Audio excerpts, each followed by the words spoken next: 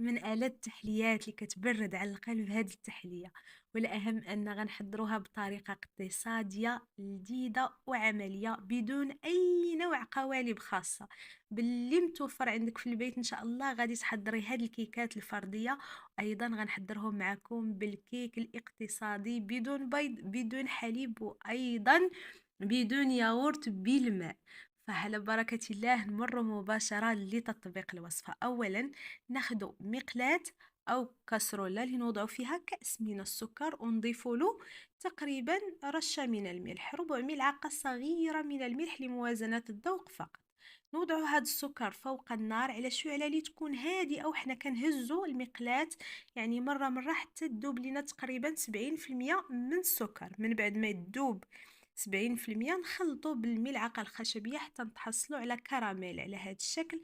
بسرعة مباشرة ناخذ القوالب. بالنسبة للقوالب استعملوا اللي توفر عندكم، كؤوس الشاي العادية أو هاد الكؤوس. على فكرة هاد الكؤوس ماشي ديال الفرن، يعني كؤوس عادية، أو ممكن فناجين القهوة أو زلايف ديال الحريرة اللي توفر عندكم. وأنا أيضا غادي نستعمل معكم كأس الشاي يعني المغربي باش تاكدوا انهم ما غيطرطقوش في الفرن نهائيا وما غيوقع عليهم والو.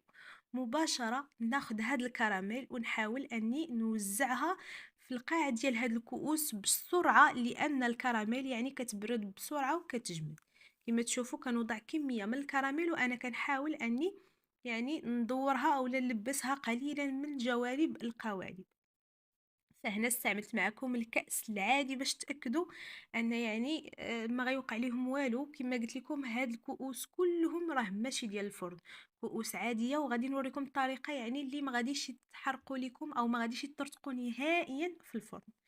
نوضعهم جانبا ومباشرة نحضروا الكريم كراميل اللي نوضع فيه نصف لتر من الحليب، ويفضل يكون حليب كامل الدسم. ثم مباشرة نضيف لهذا الحليب كمية من السكر. بالنسبة للسكر دائما يبقى على حسب الذوق، لكن بما أني يعني عملت كراميل في هاد أو لا يعني كاينة صوص كراميل في هاد الوصفة، فغنكتفي بملعقة واحدة من السكر فقط. وكنأكد أنه على حسب الذوق ضيفوا الكمية اللي كتناسبكم، ممكن تروحوا حتى لثلاث ملاعق كبيرة من السكر. ثم ضفت ملعقة صغيرة من البسكوي المطحون، أي بسكوت طحنوه وضيفوه. هذه خطوة اختيارية، ممكن تستغنوا على هذه الخطوة. بالنسبة لي استعملت بسكوي بنكهة جوز الهند. ثم نضيفو ظرفين من مستحضر الكريم كراميل. الفلون يعني الكمية اللي كتخلط مع نصف لتر من الحليب ضعفوها هكا باش تحصلوا على فلون اللي يكون متماسك. استعملت بدون سكر. اذا كان عندكم الفلون بالسكر يعني ما تضيفوش السكر في الوصفه ديالكم. خلطت الكل على البارد ووضعت الخليط فوق النار حتى وصل لمرحله الغليان.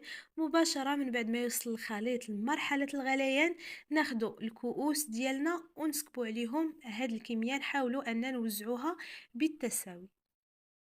ثم من بعد ما يعني وزعت الكمية ندخل القوالب للثلاجة حتى يبردوا. مباشرة نمر لتحضير خليط الكيك. بالنسبة للكيك نحتاج الكأسان من الدقيق. بالنسبة للكميات كلها بالغرام إن شاء الله تلقاوها مكتوبة في صندوق الوصف. ما يعادل مجموع كمية الدقيق هي 200 غرام.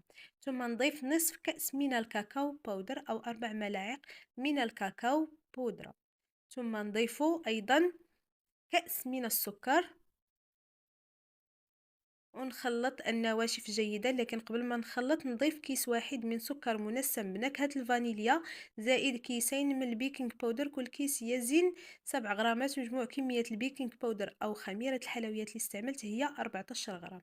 نخلط النواشف كلهم على بعضهم على هذا الشكل.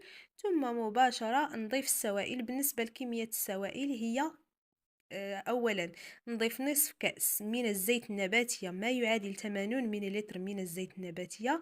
ثم نضيف كأسان من الماء. بالنسبة للكأس الأول نفرغه بالأكمل، والكأس الثاني نضيفوه بالتدريج لأن دائما نوعية الدقيق كتغير يعني من دقيق إلى آخر. كاين دقيق اللي كيتشرب وكاين دقيق اللي ما كيتشربش، فيعني ممكن أن الكمية تختلف ما بين ملعقة إلى ملعقتين. يعني تقريبا ممكن تضيفوا حتى تضيفوا الكأس بالأكمل، أو ممكن أنكم تضيفوا وتبقى لكم يعني ملعقة إلى ملعقتين. كما تشوفوا أنا بالنسبة للكأس الثاني يعني تبقات لي تقريبا ملعقة من الماء ما ضفتهاش. ملاحظة فقط، اللي بغات تعوض الماء بالحليب تعوضوا، طبعا كان أفضل إلى عوضتي الماء بالحليب، لكن فقط باش تجي يعني الوصفة اقتصادية فعوضت لكم الحليب بالماء. فهنا من بعد ما خلطنا الخليط جيدا، هذا هو قوام الكيك. قوام الكيك العادي تحصلنا عليه احتفظت به جانبا، وهادو هما يعني اولا خليط الكريم كراميل راه كيتماسك بسرعه. مباشره ناخذ هذا الكيك ونحاول اني نوزع عليه بالتساوي، وردوا البال ان القوالب يعني ما تملؤوهمش حتى الاعلى، يعني خلي واحد الفراغ شويه، لان كما تعرفوا ان الكيك غادي يزيد يتنفخ في الفرن. فكما تشوفوا من بعد ما وزعت القوالب بالتساوي، مباشرة ناخدو الصينية اللي كتدخل الفرن ونوضع فيها هاد القوالب ونسكب عليهم الماء المغلي حتى يملأ ربع الكؤوس. فبهاد الطريقة راه ما غيتهرسوش لكم نهائيا في الفرن وما غاديش يتكسروا نهائيا. وندخلوهم على فرن مسخن مسبقا على درجة حرارة 180 نار من الأسفل فقط. هنا تبقات ليا كمية من الكيك وضعتها في هاد الزليفه ديال الحريره باش تشوفوا حتى هي انها راه ما غاديش تكسر نهائيا.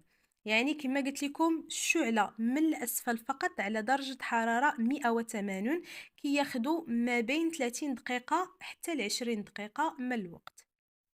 وهذا هو الشكل ديالهم من بعد ما خرجتهم من الفرن. غتلاحظوا انهم يعني تشقوا لي قليلا من الاعلى، لكن ردوا البال، يعني انا ما رديتش البال، كنت شاعله الفوق والتحت في نفس الوقت، ومن بعد عاد نقصت اولا طفيت الفوق اولا الرف اللي كيكون في الفوق. نتوما انتبهوا يعني باش ما تطيحوش في الغلط اللي وقعت فيه. شعلوا من التحت فقط حتى ينتفخوا جيدا ويطيبوا، عاد شعلوا عليهم 2 دقائق تقريبا من الاعلى فقط. وهذا هو الشكل ديالهم كما تشوفوا. من بعد ما خرجتهم من الفرن ندخلوهم للثلاجه حتى يبردوا تماما. ضروري يبردوا. بالنسبه لي انا حضرتهم بالليل، الغد ليه عاد قدمتهم.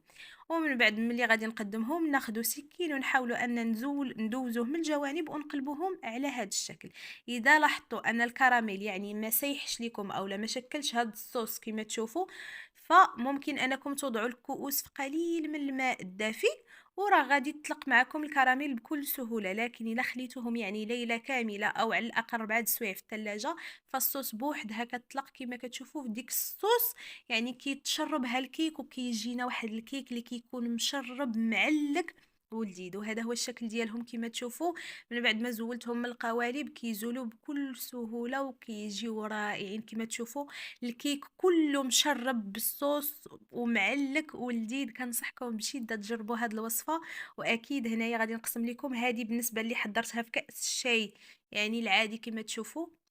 وايضا غادي تشوفوا في اخر الفيديو يعني الكيكه اللي طيبتها بوحدها حتى هي راه يعني كتجي خفيفه ولذيذه. بهكا كنكون وصلت معكم لنهايه الفيديو. نتمنى من كل قلبي تجربوا ان شاء الله هذه الوصفه، تنجحوا في تحضيرها. وما بقى لي الا نضرب لكم موعد فيديو وصفه قادمه ان شاء الله.